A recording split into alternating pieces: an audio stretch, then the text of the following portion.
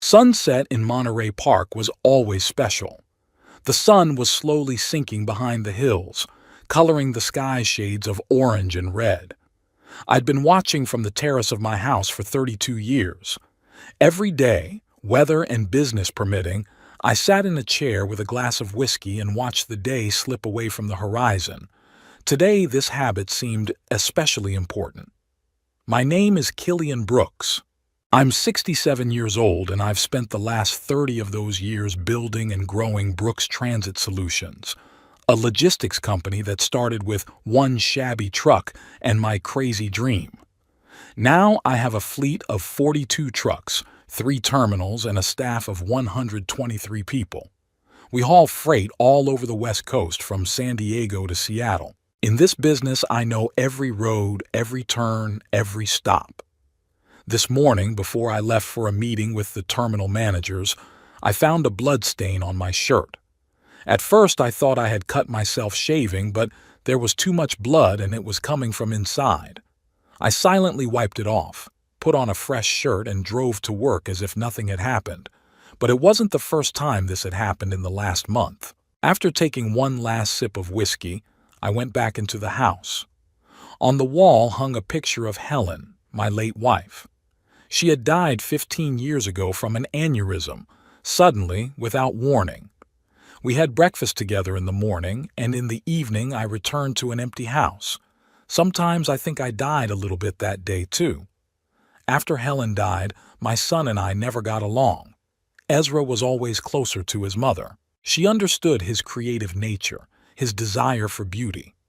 I saw him only as a successor to the work I'd spent my life building.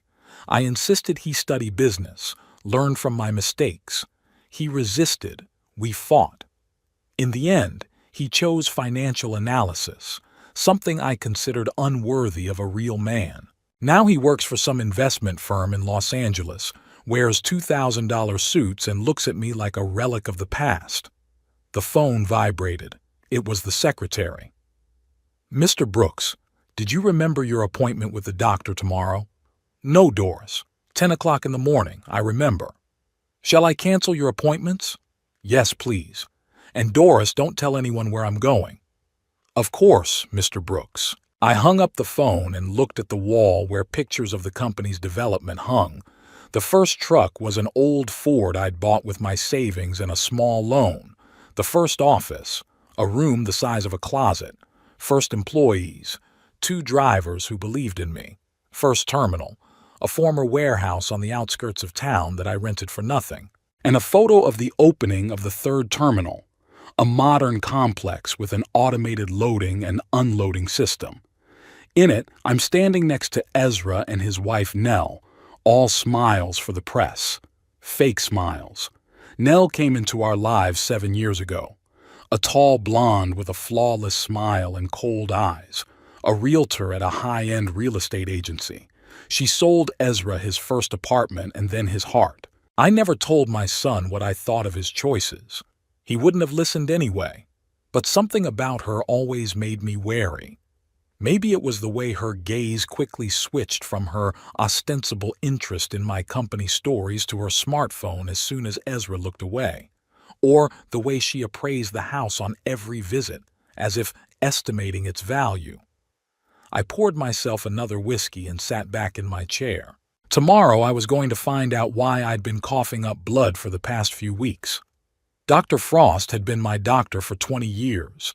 He knew me, my medical history, and my dislike of medical facilities. When I walked into his office, he knew it was serious. "Killian, what's wrong?" "Blood, Alan. When I cough. And sometimes just like that." He examined me, sent me for urgent tests and a CT scan.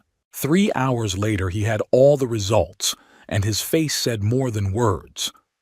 "Pancreatic cancer, Killian. Stage 4. Metastasized to the liver and lungs." "How long?" 6 months, maybe 8 with aggressive therapy. I was looking out the window of his office.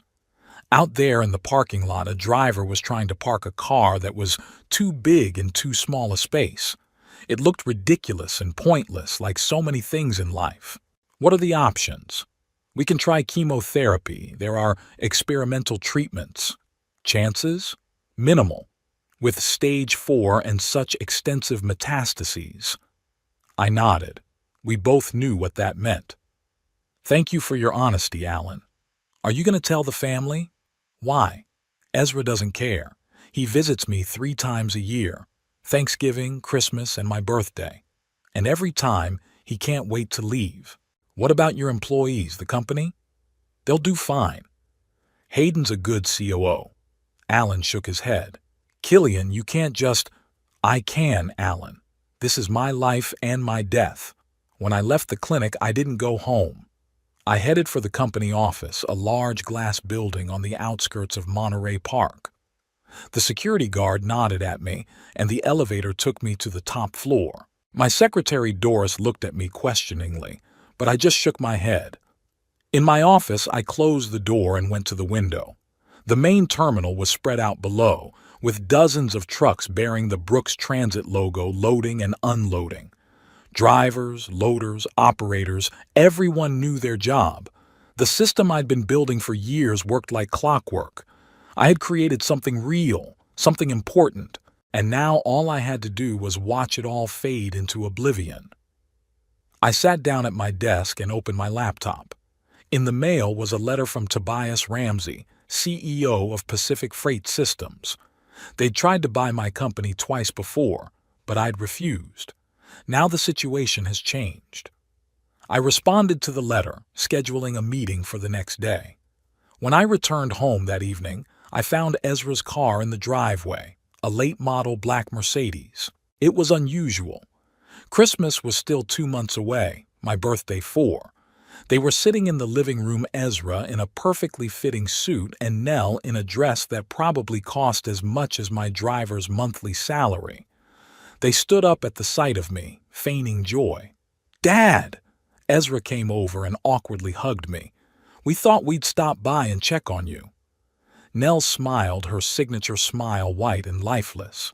"Killian, you look tired. Tough day?" "Just a normal day." I went to the bar and poured myself a whiskey. "Would you like a drink?"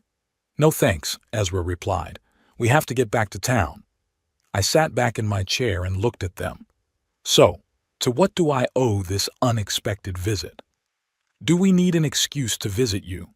Ezra tried to feign offense. "Usually we do." Nell put her hand on her husband's shoulder. "We're just worried about you, Killian. Ezra says you've been working so hard lately, the company won't run itself." "That's what we wanted to talk to you about." Ezra stepped forward. "Dad, you're 67 years old. Maybe it's time to think about, handing over control?" "Oh, that's it." I sipped my whiskey and looked at my son. "To whom?" "Well, there are professional managers. Or you could sell the company." I grinned. "And who are you suggesting I sell it to?" "Pacific Freight made you an offer. Twice. Are you following my business negotiations?" "I'm in the industry, Dad. People talk." Nell smiled again. "Killian, we just want you to be able to enjoy a well-deserved vacation. Travel. Relax." "Do I look like the kind of person who likes to vacation?" "No." Ezra sighed. "You look like a man who would drive himself into the grave with work. If only he knew how close to the truth he was." "I'll think about what you said." "You will?" He sounded surprised. "Yes. Now, if you don't mind, I'd like to rest. As you've rightly pointed out, I've been working hard." They stood up, exchanging glances that didn't bode well. "Sure, Dad. We'll stop by this weekend and bring lunch. There's no need to worry." "It's not worry," Nell said with feigned concern. "It's family." When they left, I stared at the closed door for a long time. Family. It was ironic. 15 years of Ezra barely finding time for a phone call, and suddenly such concern. Something told me this wasn't about my health or well-being. I took another sip of whiskey and looked at Helen's picture. "What would you do if you were me, dear?" The photograph was silent, but I knew the answer. Helen had always been a pragmatist. She would say, "Do what's right for you, not them." I decided not to tell them about the illness. No reason to give them an excuse for fake sympathy. Perhaps for the first time in years, I felt grateful that our relationship had been so cold. They didn't notice any changes in my behavior or appearance. They just didn't pay enough attention to me. Tomorrow I'll meet with Tobias Ramsey and begin the process of selling the company. But Ezra and Nell won't know about it. At least not yet. I drank the rest of my whiskey and went up to the bedroom. I needed a good night's sleep before tomorrow. There was a difficult period ahead, and I intended to get through it on my own terms. The Pacific Freight Systems office was located in a glass tower in downtown Los Angeles. I parked my Cadillac in the underground parking lot and went up to the 37th floor. The receptionist, a young woman with perfect posture, ushered me into a conference room with a panoramic view of the city. Tobias Ramsey was waiting for me. He was a tall man in his 50s with graying dark hair and a keen eye. Next to him sat two others, Edwin Price, the CFO, and Abigail Thorne, the company lawyer. "Killian!" Tobias stood up and shook my hand. "To be honest, I wasn't expecting your call. After our last meeting, I was sure you would never sell the company." "Circumstances change," I said, sitting down across from him. "May I ask what exactly has changed?" Edwin Price adjusted his glasses. "I wasn't going to tell them about my illness. It might have affected the price." I decided it was time to move on. 67 is old enough to think about changing priorities. Tobias smiled. "And where do you plan to move on to, if it's no secret?" "I haven't decided yet. Travel, perhaps." "That's a wonderful idea," Abigail nodded. "We're all working too hard." "So," Tobias folded his hands on the table, "last time we offered $7 million. Given the market and your company's position, that's still a fair price." I grinned. In the last 2 years, we'd increased our fleet by 8 trucks, opened a new terminal in Sacramento, and signed 3 major contracts with technology companies. $7 million was a fair price back then. Now, I'm thinking of a figure closer to 11. Edwin whistled. "That's ambitious." "It's realistic," I countered. "If you want, we can do an independent evaluation." Tobias and Edwin looked at each other. "Let's not be too hasty," Tobias said. "We have our own estimates of your company's value. Abigail, can you show me?" The lawyer opened a folder and handed me several sheets of figures and graphs. They valued my fleet of 42 trucks, 3 terminals, contracts, and customer base. According to their calculations, the fair value was $8,500,000. "Does that appraisal take into account all the assets?" I asked, looking at the documents. "Absolutely everything," Edwin nodded. "We didn't even deduct the loan on the Sacramento terminal. I knew they had undervalued some of the assets, especially the real estate. But I didn't have the time or energy to bargain on a level playing field. 6 months of life is not a time when you can afford protracted negotiations. $9 million, I said firmly. "That's my final price." $8,700, Tobias didn't give up. "9, I repeated. "And I want the deal closed within a week." "A week?" Abigail looked surprised. "Usually, these processes take months." "You already have all the necessary documents. I'll provide the rest within 2 days." Tobias looked at me carefully. "Is something going on, Killian? Why are you in such a hurry?" "I'm not in a hurry. I just don't see the point in delaying the inevitable." After a pause, Tobias nodded. "All right, $9 million. But I want you to stay on as a consultant for 3 months after the deal closes, to ensure a smooth transition. 3 months. Half the time I have left, but I had no choice." "I agree, but I have one condition. No one except those in this room can know about the sale until it's officially announced, especially not my son." Tobias raised an eyebrow. "An unusual request, but we can honor it." "When do you plan to make the announcement?" "After the integration is complete, 2 or 3 months from now." "That's great." We shook hands and Abigail began preparing the preliminary documents. I looked out over the city through the conference room's huge window. Somewhere down there was Ezra's office. I wondered what he'd say when he found out I'd just sold the company. He'd probably accuse me of not consulting him, of not offering him a stake in the management, as if he'd ever been interested in my business. 2 hours later, I left the building with a folder of preliminary documents. Now I had to set up an account that would receive the money and make sure Ezra couldn't get his hands on it after I was dead. I visited 3 banks the next day before I settled on First Pacific. Their branch was far enough away from my home and office that I wouldn't accidentally run into someone I knew. I opened an account in my name, but with an extra layer of verification. Mr. Brooks, the manager, a man in his 40s with a neat beard, spoke quietly and professionally. This account will be completely confidential. No one but you will be able to access it without a special code. And if something happens to me, then the person you entrust with the code will be able to access it, but only if they present a death certificate and undergo additional verification. It got me thinking, who could I trust with a code like that? Ezra was a no-go. I didn't have any close friends. Work took up all my time. Doris, perhaps?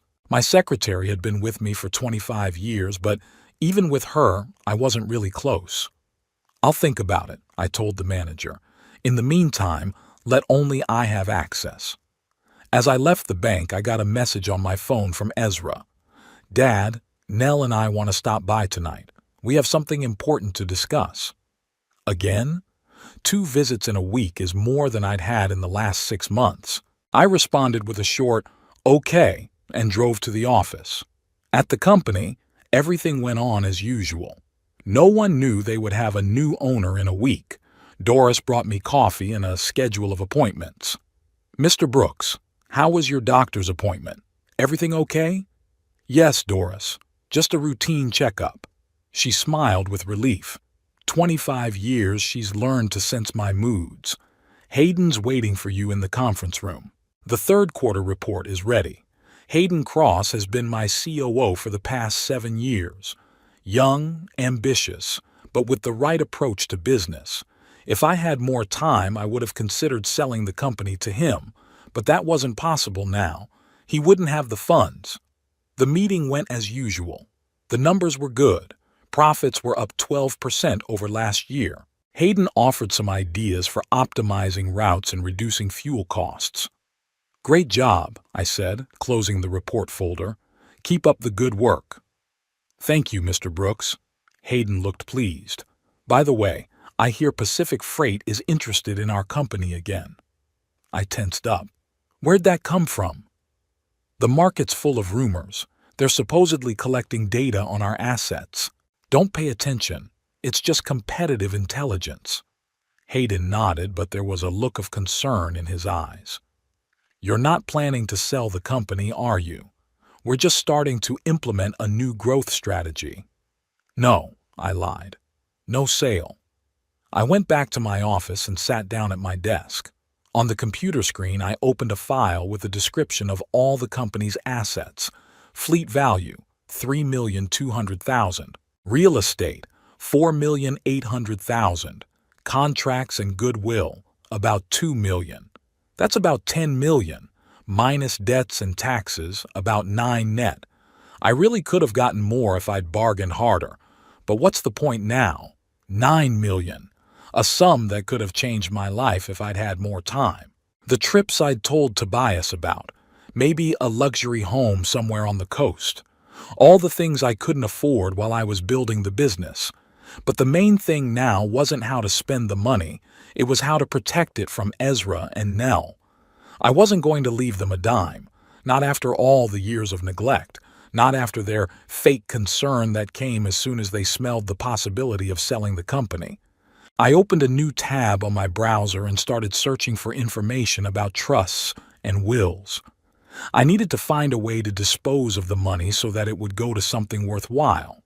Maybe a scholarship fund for underprivileged kids, or funding for startups in logistics. Something that would leave a mark after I was gone. In the evening, I got home early to prepare for Ezra and Nell's visit. The fridge was almost empty. I rarely cooked for myself. I usually ate lunch at a restaurant near the office and ate whatever I could find for dinner. Today, I ordered a delivery from an Italian restaurant, lasagna and a bottle of good red wine. Not that I planned to have dinner with them, but I had to give the appearance of normalcy. They arrived at 7 sharp. This time, Nell was in a more subdued outfit, a dark blue dress and minimal jewelry. Ezra looked more serious than usual, too. "Dad," he shook my hand instead of hugging me. "Thanks for agreeing to meet me. This is your home, Ezra. You can always come over." We walked through to the living room. I offered them wine, but they declined. "We wanted to talk to you about something important," Ezra began. "I know you've always been independent, but—" "We're worried about your health, Killian," Nell interrupted him. "You look tired, and Ezra says you've been canceling company meetings lately." "Do you have spies in my office?" I looked at my son. "No, Dad. It's just people talking. You're a prominent figure in the industry." "I'm fine." "You are?" Nell leaned forward. "Then why were you at the clinic last Tuesday?" I froze. "How did they know?" "Were you following me?" "We just happened to see you." Ezra shrugged. "A colleague of mine was doing a checkup there and spotted you." A lie. I knew it was a lie. The clinic was 30 miles from his office. "Just a routine checkup. It's normal at my age." "What did the doctor say?" Nell insisted. "That I'm healthier than a lot of 40-year-olds. They looked at each other. I could see they didn't believe it." "Dad, we think you should take a vacation. Maybe even consider a less active role in the company." "Like I said, the company's not going to run itself." "There's Hayden," Ezra countered. "He's a good COO. He could take on more responsibilities." "How do you know about Hayden?" Ezra was confused. "He, made inquiries after our last conversation." "Why?" "Because we're worried," Nell exclaimed. "We want to help." I leaned back in my chair and looked at them. "Are you worried about my health or the company?" "You, of course," Ezra looked offended. "You're my father." "I wonder why this excitement is only showing up now, after 15 years of you barely taking the time to call." "People change, Dad. I've grown up. I've realized that family comes first." How convenient that realization came just as the company was reaching peak value. Nell went pale. "Are you accusing us of self-interest?" "I'm just pointing out a coincidence." Ezra stood up. "You know what? I'm trying to have a relationship and you turn everything into a fight. You always do." "I didn't start any fight, Ezra. I was just asking why you're suddenly so interested in my health and my company." "Because we're family," he was almost shouting. "And because I can see that you're not coping. The company is too big for one person, especially at your age." "I've been coping for the last 30 years. I'll continue to manage." Nell put her hand on her husband's shoulder. "Ezra, calm down. We just wanted to offer to help." "What kind of help?" I asked. "Are you going to quit your job and go into logistics?" "No, but I could help with financial planning, tax optimization, selling the company," I interrupted. He stopped talking. "If you decide to sell, yes, I could help you find the best buyer." "Do you already have someone in mind?" "As a matter of fact, I do." Ezra looked pleased. "Pacific Freight isn't the only option. There's Global Logistics and Western Cargo. They might have more to offer, so that's it. He's already negotiating behind my back." "Thank you for your concern, Ezra, but I'll decide what to do with the company." "Dad, please don't be so stubborn. You always do things your own way without consulting anyone. This is my company. I created it. And what happens to it when you retire? Or if, something unexpected happens? Like what?" Well, sickness, or something else." I looked at him. There was no genuine concern in his eyes, just calculation. "Don't worry about it. I've got it under control." Nell changed tactics. "Killian, we just want you to rest, see a good doctor. Take care of yourself." "I take care of myself, Nell. That's all I've ever done all my life." They left after half an hour, disgruntled and disappointed. I heard them arguing as they got into the car. Something about my stubbornness and the need to move faster. I closed the door and leaned my back against it. I was sure now they were up to something. Perhaps they were planning to have me declared incompetent, or just waiting for my health to fail me so they could take control of the company. Either way, they're out of luck. In a week, the company would be gone and the money would be safely stashed away. I smiled at the thought and went to the kitchen. I had to eat. Tomorrow was a big day. I had to send the last of the documents to Tobias and meet with the lawyer to discuss setting up the trust. I wondered what Ezra and Nell would do when they found out they were too late. That the company has already been sold and they won't get the money. Maybe they'll finally show their true colors. And I'll be ready for it.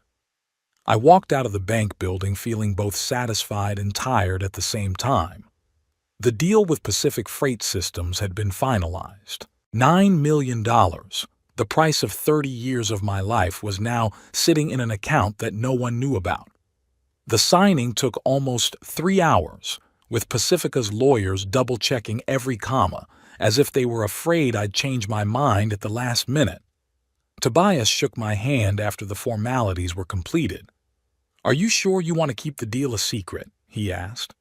"We usually do a press release as soon as we sign." "I'm sure," I replied. "Just give me time to take care of my personal business." He nodded, though there was a look of confusion in his eyes.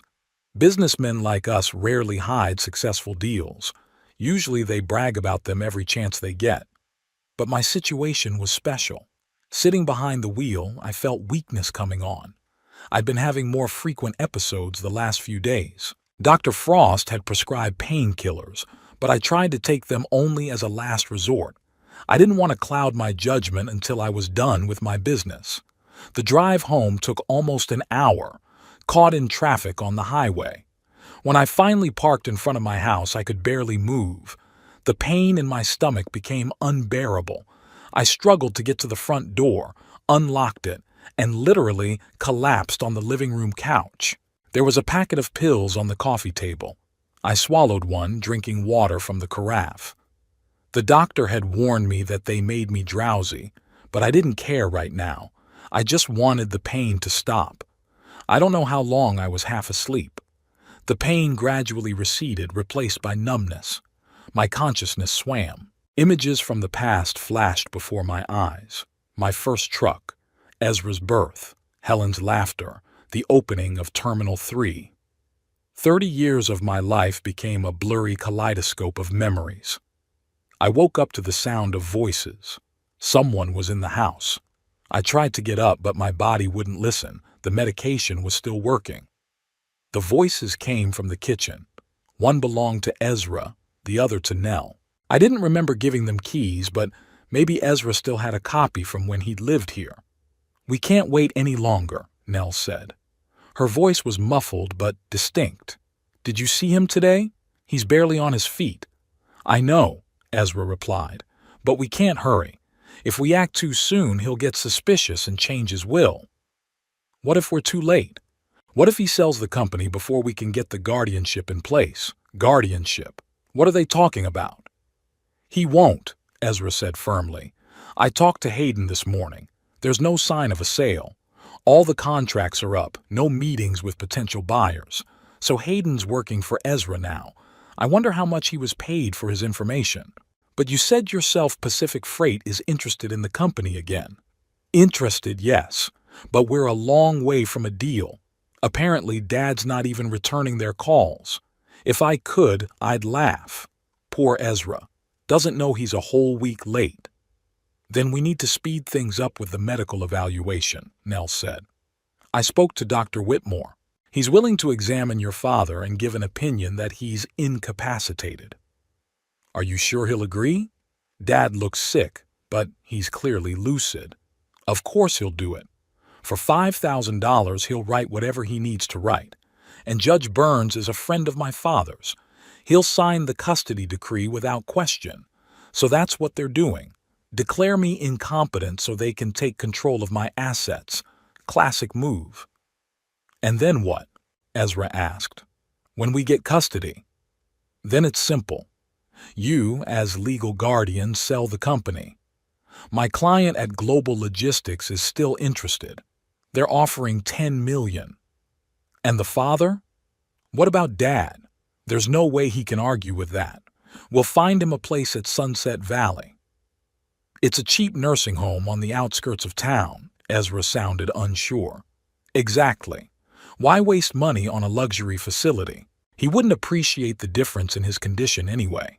The main thing is that it has basic medical care, and we can use the difference in cost for our plans. I lay there paralyzed not so much by the medication as by what I'd heard. My own son and his wife were planning to take away my freedom, sell my company, and send me to a cheap nursing home to die, not even realizing I was already terminally ill. I don't know, Nell. Ezra hesitated. Maybe we should look for a better place. He is my father, after all. A father who never supported you, who didn't think your career was worthy of a real man, who didn't even come to our wedding because he had an important client meeting. I was at your wedding, I wanted to shout.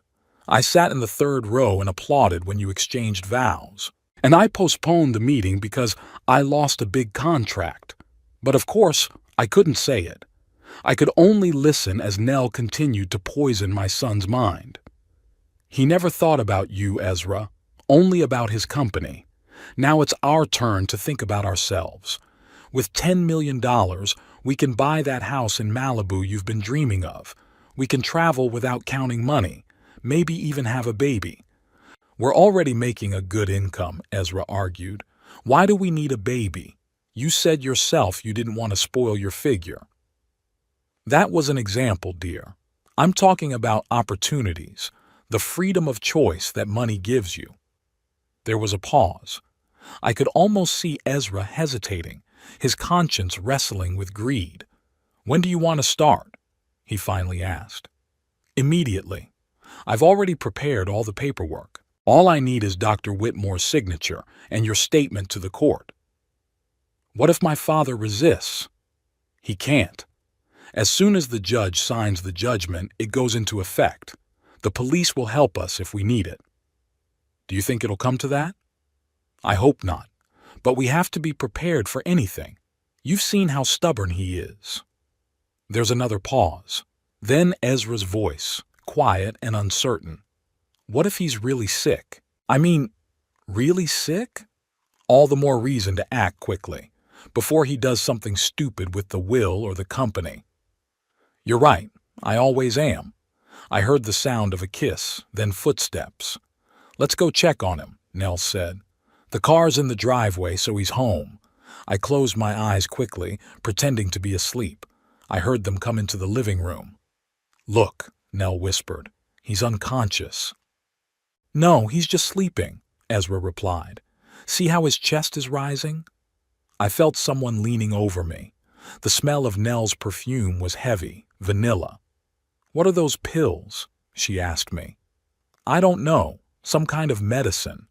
Look at the label. Pause. Strong painkiller. Prescribed by Dr. Frost 2 days ago. See? I told you he was sick. We have to hurry. Yeah, you're right. Their footsteps receded. I heard the front door slam, then the car engine start. When the sound finally died down, I opened my eyes and sat up slowly. I was dizzy, but I could feel the effects of the drug wearing off. So this is what they decided to do.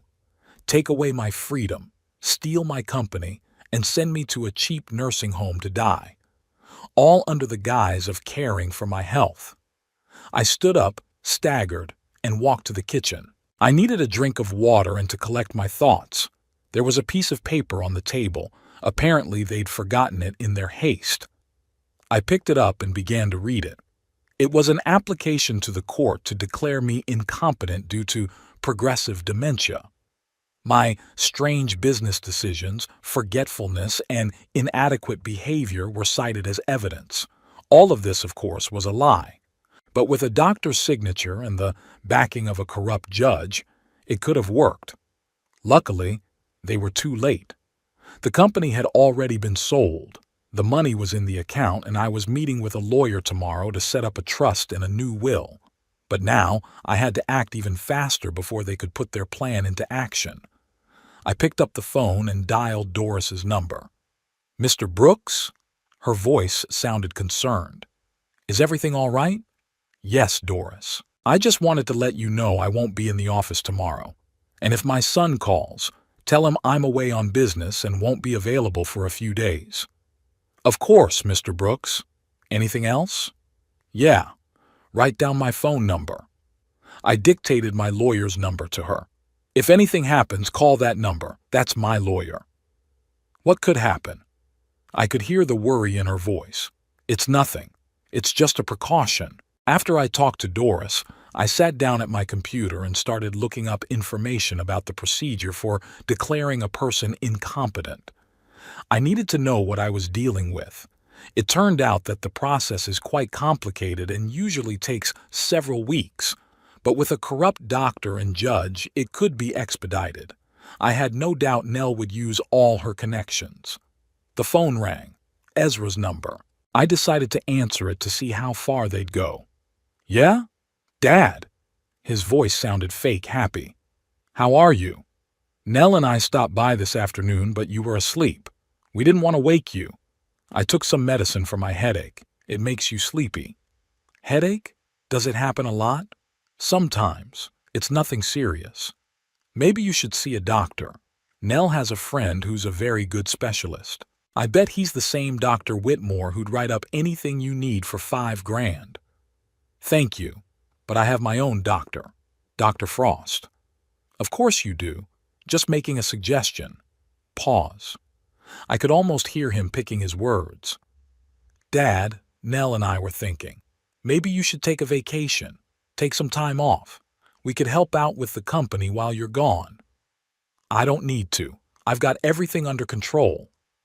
"But you look tired. And those meds—" I interrupted him. "Ezra, I appreciate your concern." "I do.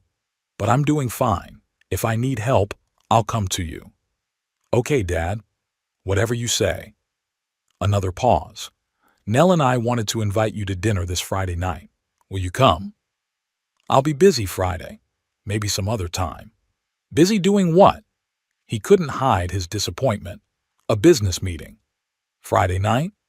"Business doesn't have a weekend, Ezra. You should know that," he sighed. "Of course, Dad. Another time, then." We said goodbye, and I hung up. They were clearly in a hurry to put their plan into action.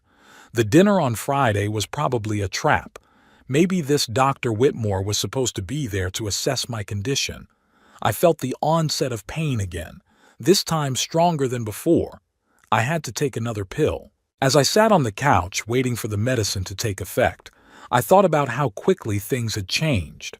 A month ago, I was a healthy man, the owner of a successful company, with plans for the future. Now I was terminally ill, had sold my life's work, and found out that my only son was planning to take away my freedom for money. But there was one advantage to this grim situation.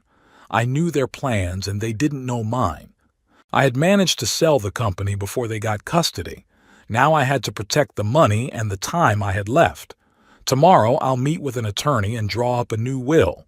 Ezra and Nell won't get a dime. I'll set up a trust to handle my funds however I want. And then I'll figure out how to let them know what I've decided. Maybe I should wait until they act before I strike back. The medicine was starting to take effect. The pain was receding, and with it the clarity of thought. But before I fell asleep, I had time to think. It was a good thing I hadn't told them about the sale of the company. It was the only right thing to do in a series of mistakes. The morning began with another bout of pain. I struggled to get out of bed, swallowed a pill, and stood under the hot shower for a long time, trying to collect my thoughts. Today was the day to meet with a lawyer and begin the process of protecting my assets from Ezra and Nell. After yesterday's overheard conversation, there was no doubt about it, they only saw me as a source of money. The law firm of Goldstein, Harper and Associates was located in downtown Los Angeles, just a few blocks from Pacific Freight's office. I deliberately chose a lawyer I had never worked with before. I didn't want Ezra to be able to reach him through mutual acquaintances. Samuel Goldstein was a man in his 60s with a shrewd eye and a neat gray beard. His office was finished in dark wood and leather, a classic style that inspired confidence. "Mr. Brooks," he shook my hand. "Please have a seat. What can I do for you?" I sat down in the deep leather chair and looked at the lawyer. "I need to rewrite my will and set up a trust, and I need it done as soon as possible." Goldstein nodded, showing no surprise. "Of course, but first I have to ask a few questions. It's standard procedure." "Ask away." "Are you acting voluntarily? No one is pressuring you?" "Absolutely voluntarily." "Do you understand the consequences of your actions?" "Completely." "Are there any medical reasons that may affect your ability to make decisions?" I hesitated. Should I tell him about the cancer? It could complicate the process if Ezra tried to contest the will. On the other hand, without full information, Goldstein wouldn't be able to protect my interests. "I've been diagnosed with pancreatic cancer, stage 4, but I'm of sound mind and good judgment." His eyes have softened.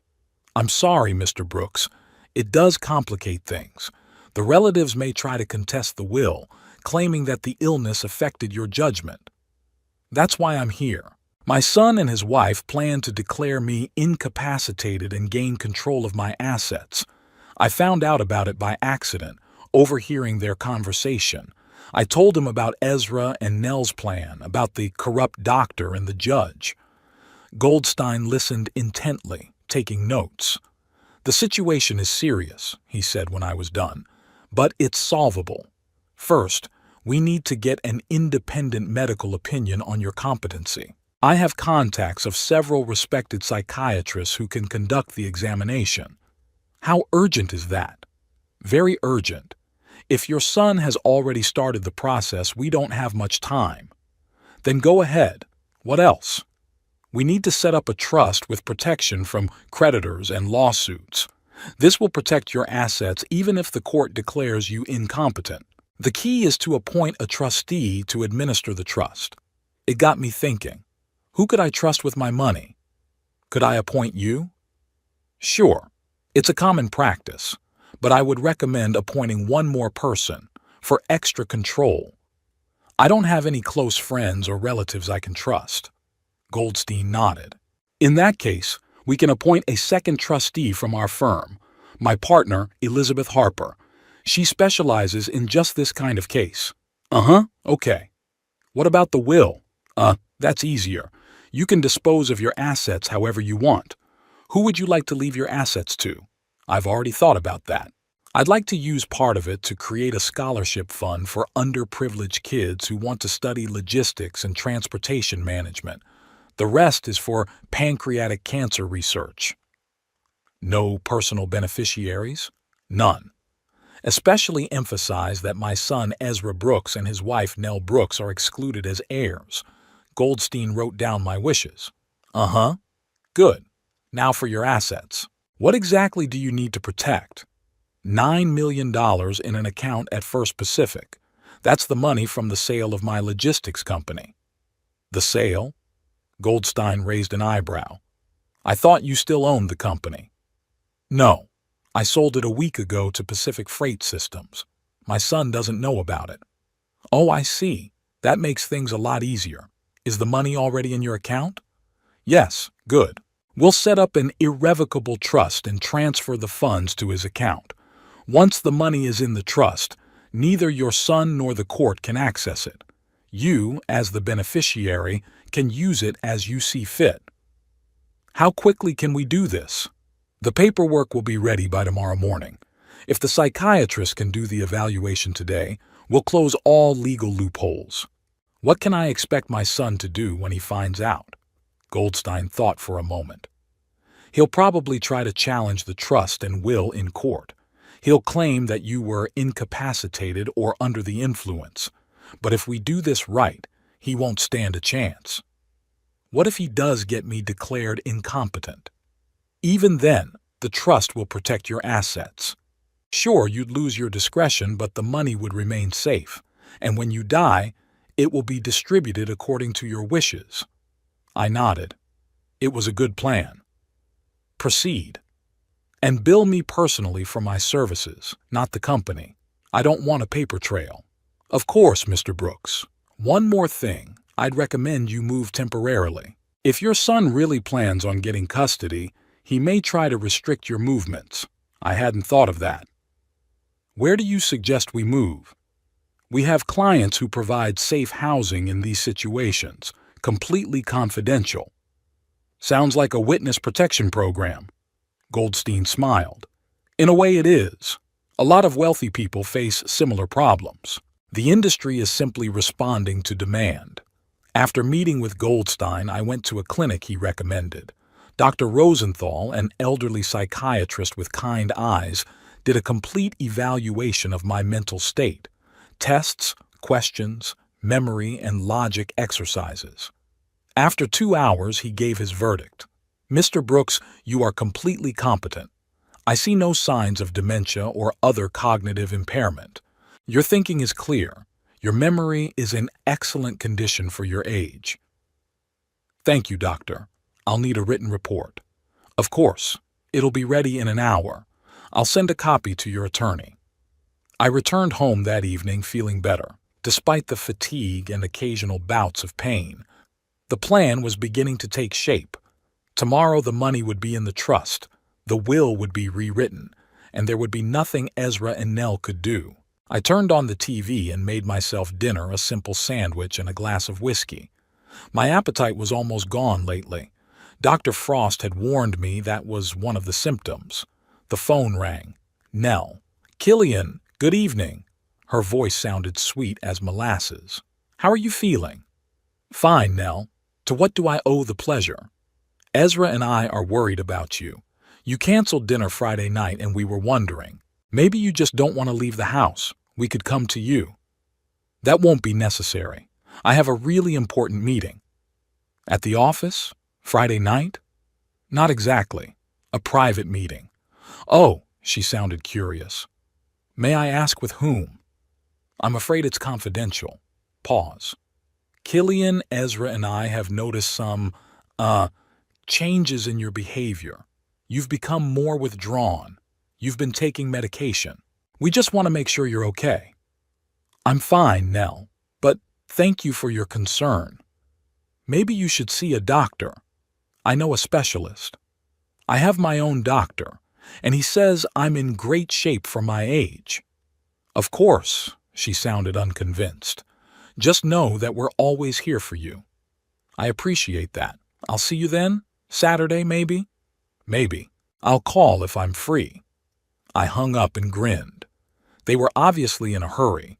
I wondered if they'd already filed a court application. Or are they waiting for their corrupt doctor's report? The next morning, I met with Goldstein again. He'd prepared all the paperwork, trust, new will, power of attorney in case of incapacity. Everything's ready, Mr. Brooks. All we need is your consent to transfer the funds to the trust. I went through the documents. Everything was exactly as we discussed. An irrevocable trust with protection from creditors and lawsuits. I, as beneficiary, could use the funds during my lifetime, and upon my death, they'd be distributed according to my wishes. Goldstein and his partner Elizabeth Harper were appointed as trustees. Signed. I signed each document.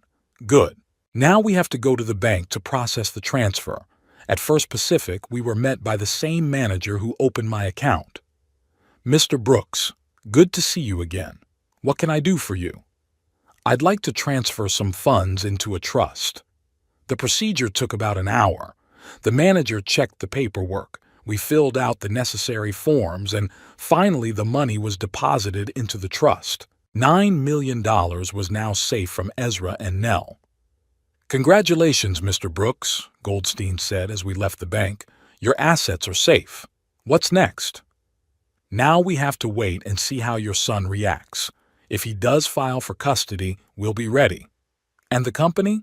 I still officially own it, though I sold it. That's not a problem. Pacific Freight will be announcing the purchase shortly. Until then, you can continue with your usual behavior. How long do I have to pretend? Not long. From what you tell me, your son and his wife are acting fast. I'd say it'll be over within a week or two. He was right. The next day when I arrived at the office, Doris met me with a worried look. "Mr. Brooks," your son called. "He said it was urgent." What exactly did he say? That he had some big news about the company, and that you need to get in touch with him right away. I chuckled. "Thank you, Doris. I'll call him later." In my office, Hayden was waiting for me with another report. He looked tense. "Mr. Brooks, there's something I need to tell you." "Go ahead." "Your son called me yesterday, asked about the company's financials, wanted to know if there was any sign of a pending sale." So Ezra was still gathering information. "And what did you tell him?" "The truth, that I didn't know of any plans to sell, but he was very insistent, said it was in your best interest." "My best interest?" I raised an eyebrow. "That's an interesting way of putting it." "He said you were," Hayden hesitated, "that you were unwell and needed help making important decisions." "And you believed him?" "No, sir. That's why I'm telling you this." I thought it was strange. "Thank you for your honesty, Hayden. I appreciate it." After he left, I called Ezra. "Dad, finally. I've been trying to reach you all day." "I had meetings. What's up?" "We need to talk. In person. It's about the company." "What's what?" "Not over the phone. When can we meet?" "I'm busy all week." "Dad, this is really important. I've gotten word that Pacific Freight is preparing a public announcement to buy your company. Is that true?" "Well, here's the thing. Somebody at Pacifica leaked it, or Ezra had sources in the industry." "I don't know what you're talking about." "Dad, please. No games. I'm trying to help." "Help with what exactly?" "Protecting your interests. If you really sold the company, we need to talk about how to handle the money, investments, tax planning." "Sounds like you already think of that money as your own." Pause. "Of course I don't. It's your money. I just want to help. If I need help, I'll go to a professional." "I am a professional, Dad. I've been working in investments for 10 years. And not once in 10 years has anyone taken an interest in my finances. And now all of a sudden you care so much." "You're being unfair. I've always taken care of you." "Have you? Give me the date of my birth." Silence. Then an uncertain answer. "November 3rd or 4th. October 7th. But thanks for trying." "Dad, it's not fair. I just forgot the date. It doesn't mean I don't care about you." "Ezra, I don't have time for this. If Pacific Freight announces something, you'll know about it along with everyone else." "So it's true? You sold the company?" "I don't comment on market rumors." "Dad, please. We're a family. We need to stick together." "Family? Since when?" "For the last 15 years, you've visited me 3 times a year. Thanksgiving, Christmas, and my birthday, which you can't even get right." "People change. I've changed. I'm sorry, but I gotta go. I have a meeting." I hung up the phone, feeling both angry and strangely satisfied at the same time. For the first time in years, I could talk to my son honestly without trying to maintain the appearance of a normal relationship. It was liberating. That evening, I got a text from Goldstein. His source at the court said that Ezra had indeed filed a petition to have me declared incompetent. The court hearing was scheduled for next week. We only had a few days to prepare. I decided it was time to move to the safe house the lawyer had mentioned. I packed the essentials, clothes, medication, papers, and left without leaving a note. Let Ezra worry when he couldn't find me. The safe house turned out to be a cozy suburban home owned by a client of Goldstein's who traveled frequently. A state-of-the-art security system, a complete absence of neighbors, and every amenity one could wish for. Here I could wait quietly for the denouement. Over the next few days, Ezra and Nell literally flooded me with calls and messages. I didn't answer. Goldstein reported that they even contacted the police to report me missing. The police contacted a lawyer and he confirmed that I was fine and hiding of my own free will. And then the news broke.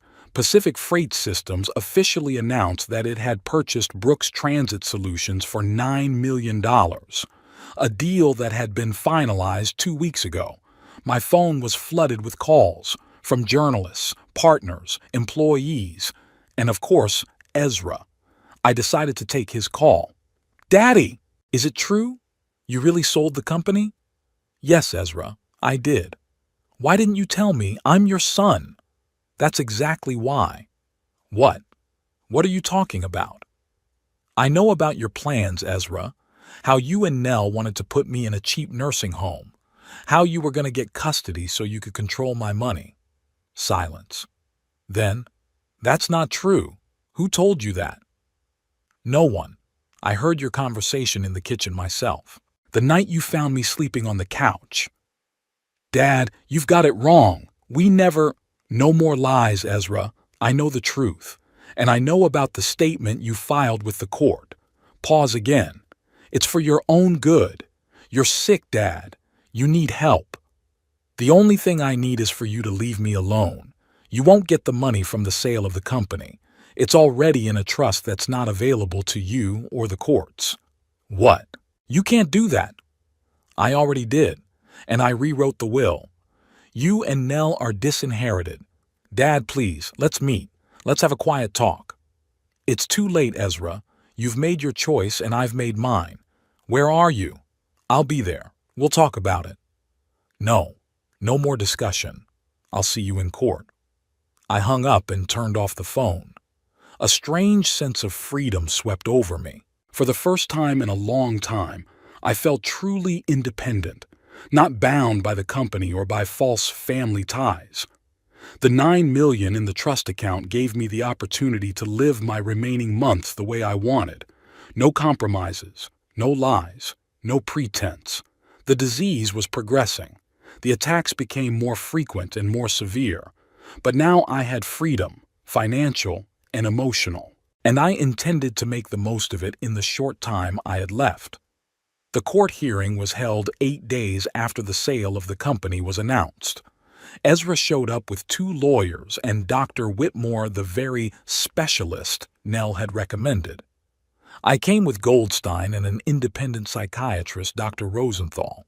The case was heard not by Judge Burns, a friend of Nell's father, but by Judge Carlson, an older woman with a penetrating gaze and a reputation for incorruptibility. Apparently, Burns preferred to recuse himself from the case when he learned that I had hired one of the best attorneys in town. The session was short and, for Ezra, humiliating. Goldstein presented Dr. Rosenthal's medical report confirming my full capacity. He then told the court about the trust into which the money from the sale of the company had been transferred and the new will. "Your Honor," Goldstein said, "not only is my client fully competent, but he took all necessary steps to protect his assets before his son filed this frivolous petition. Mr. Brooks was aware that his son, who had shown no interest in his life for 15 years, was suddenly interested in his finances after the sale of the company." Ezra sat stone-faced, but I could see his hands twitching. Nell, sitting next to him, went pale. When it was Ezra and his lawyer's turn, they tried to portray me as a sick old man, unable to make important decisions. Dr. Whitmore read a report of my progressive cognitive disorder and paranoid tendencies. "My father refuses medical attention," Ezra said. "He's becoming increasingly suspicious, accusing me and my wife of non-existent conspiracies. We just want to help him." Judge Carlson listened intently to both sides, then recessed for a decision. 30 minutes later, she returned to the courtroom. "I have carefully reviewed all the documents presented and listened to the arguments of the parties," she said. "Based on the medical reports and my own observation of Mr. Brooks in the courtroom, I find no basis for finding him incompetent. Mr. Ezra Brooks' application is denied." Ezra jumped up. "Your Honor, this is a mistake. My father is seriously ill." "Mr. Brooks, sit down," the judge said sternly. If you have any new evidence of your father's incapacity, you may refile. In the meantime, this case is closed." As we were leaving the courtroom, Ezra tried to catch up with me. "Dad, wait. We need to talk." I stopped and turned to him. "About what, Ezra? About how you tried to take away my freedom?" "None of that was true. We really wanted to help. By sending me to a cheap nursing home? By taking control of my money? Is that what you call helping?" Nell came over to us, her eyes glistening with tears, probably fake tears. "Killian, please, you've got it all wrong. We never talked about a cheap nursing home. We were just discussing options if you needed help." "I heard your conversation, Nell." Verbatim. "Sunset Valley is a cheap nursing home in the suburbs. Why waste money on a luxury facility? He won't appreciate the difference in his condition anyway." She turned even paler. I didn't mean that." "Of course not," I grinned. "You never mean anything like that." Goldstein touched my shoulder. "Mr. Brooks, we should go. The driver's waiting." "Yeah, sure." Ezra grabbed my hand. "Dad, please, let's talk. Not here, not now. Come over for dinner Friday night. Just you and me, without Nell if you want. I've been thinking. Why not? It was a good chance to set the record straight." "All right. 7 p.m. Your house." "Thanks, Dad. You won't regret it." "We'll see." Friday night, I arrived at Ezra's house in the suburbs of Los Angeles, a large colonial-style mansion, the result of a successful career as a financial analyst and realtor at a high-end agency, or perhaps the result of expecting an inheritance from me. Ezra opened the door himself. He was dressed in a simple shirt and jeans unusual for him. He usually favored suits, even at home. "Dad, come in. I'm so glad you came." I walked into the spacious hallway. The house was tastefully decorated, probably Nell's work. "Nell's not here?" I asked, looking around. "No, just like you wanted, just you and me." We went into the dining room. The table was set for two, candles burning. A bottle of whiskey, my favorite, stood in the center. "Sit down, please," Ezra pointed to a chair. "I made steaks. I remember you always liked good meat." I sat down, surprised by this concern. Perhaps he really wanted to make up? Or was this just another ploy? Ezra poured me a whiskey and himself. "What shall we drink to?" he asked. "To the truth." He nodded, though there was a flicker of concern in his eyes. "To the truth." We drank. The whiskey was good, expensive, aged. "Dad, I want to apologize," Ezra began, "for everything that happened, for the trial, for those charges. I really thought I was doing the right thing." "Right for who, Ezra? For me or for yourself?" He lowered his eyes. "I was worried about you. You started acting weird, taking some kind of medication, and then suddenly you sold the company without telling anyone. Why would I tell you? You were never interested in the company." "That's not true. I've always been proud of your accomplishments." "Proud enough that I didn't even know how many terminals or trucks I had." Ezra sighed. "I know I wasn't the best son. After my mom died, I became distant. It's been hard for me." "It's been hard for me too, Ezra. I lost my wife, but I didn't turn my back on you. No, you just tried to force me to be a copy of you. You never took my decisions, my interests. An old grudge has resurfaced. We've been down this road many times before. I wanted you to be a part of the cause I created. I wanted you to continue what I started, but you chose a different path, and I accepted it." "You did?" "You stopped talking to me for a year when I told you I wouldn't work for the company." "That's not true. I was disappointed, yes, but I never stopped communicating." Ezra shook his head. "Never mind. That's all in the past. I want to talk about the present, about what's happening right now." "Okay, let's talk about the present. About you and Nell planning to put me in a cheap nursing home." "Dad, I swear I never agreed to that." "Yeah. Nell talked about Sunset Valley, but I said we'd find something better. But the very idea of sending me to a nursing home was something you supported." He was quiet. "Yes, Because I thought you were sick and needed care. I didn't know you had cancer. I raised my eyebrows. And now you do? Goldstein said in court. Stage 4, huh? Why didn't you tell me? Would you have believed me? Or did you think it was another sign of my paranoia? Ezra lowered his head. I would have believed it. And I would have helped. You're my father, damn it.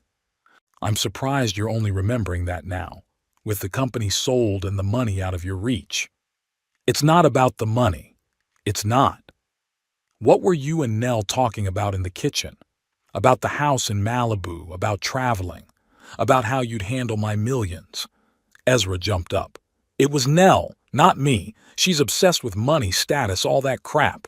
And you just listened and agreed. I was weak. I admit that. But I never meant to hurt you. I looked at my son, a grown man who now looked like a scared boy. Perhaps there was some truth in what he said. Perhaps Nell really was the driving force behind this whole plan. But that didn't absolve Ezra of his responsibility. I believe you didn't mean to hurt me, I said finally. But you let it happen. You betrayed me, Ezra. And it wouldn't be the first time. What do you mean?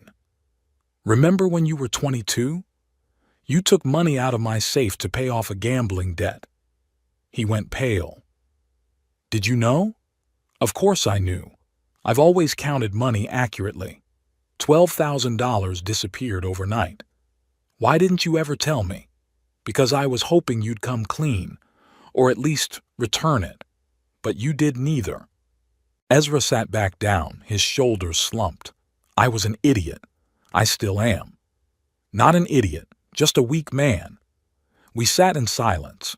I took another sip of whiskey, feeling the warmth spread through my body, a pleasant sensation that was becoming more and more rare lately.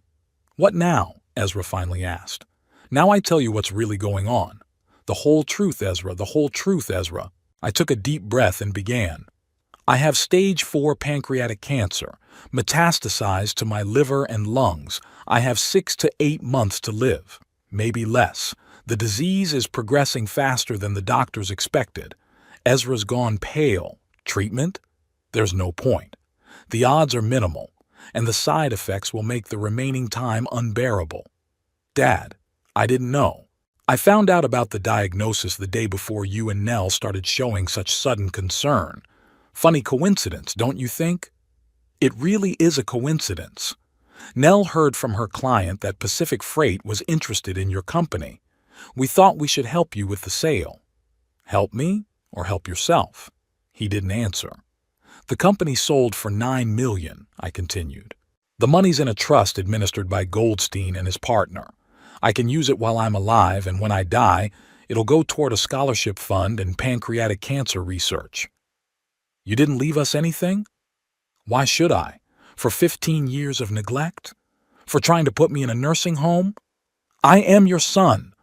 Only by blood, Ezra, only by blood. He stood up and walked back to the window, his back turned to me. His shoulders were shaking. Whether he was crying or angry, I couldn't tell. What are you going to do now? He asked without turning around. Live. The short time I have left. I bought a ticket for a trip around the world. I've always wanted to see the world, but never had the time. Now I have time and money. When are you leaving? Tomorrow. I'll start with Japan. Then China, India, Europe. Alone. Yeah, it's easier that way. Ezra finally turned around. His eyes were red.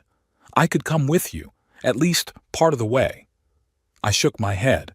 No, Ezra, this is a journey I must make alone. You really won't forgive me? Not even now? I wondered. Forgive Ezra? After everything he'd done? After betraying me, lying to me, trying to take away my freedom? I don't hold a grudge against you, Ezra. I really don't.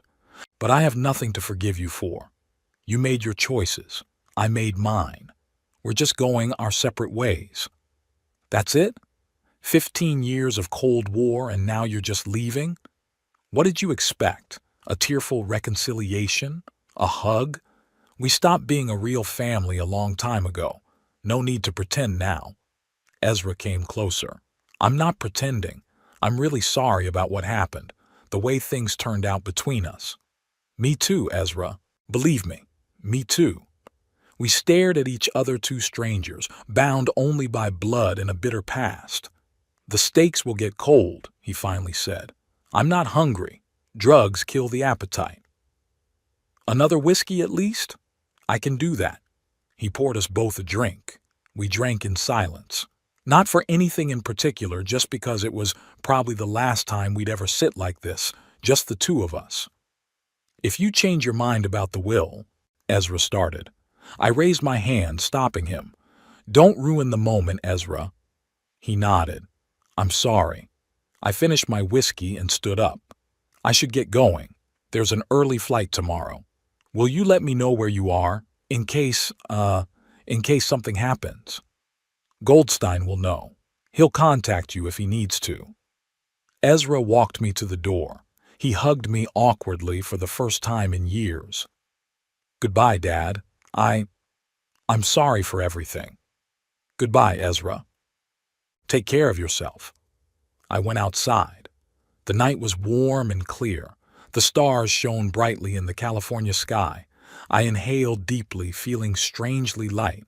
All was said, all masks removed. No obligations, no expectations. Just me and my own path. Getting into the car, I took one last look at Ezra's house. He was still standing in the doorway watching me. I raised my hand in a parting gesture and started the engine. I had a new day ahead of me and a new life, albeit a short one, but finally, truly mine. I pulled onto the road without looking back. Some bonds can't be repaired, some wounds can't heal. Sometimes the best thing to do is just keep moving forward. At dawn, I boarded a plane bound for Tokyo. My final journey was beginning, a journey to freedom, to peace with myself. No company, no family obligations, no lies or pretenses. Just me, my memories, and the time that was slipping away like sand through my fingers. But now every grain of sand mattered. Every moment was truly mine.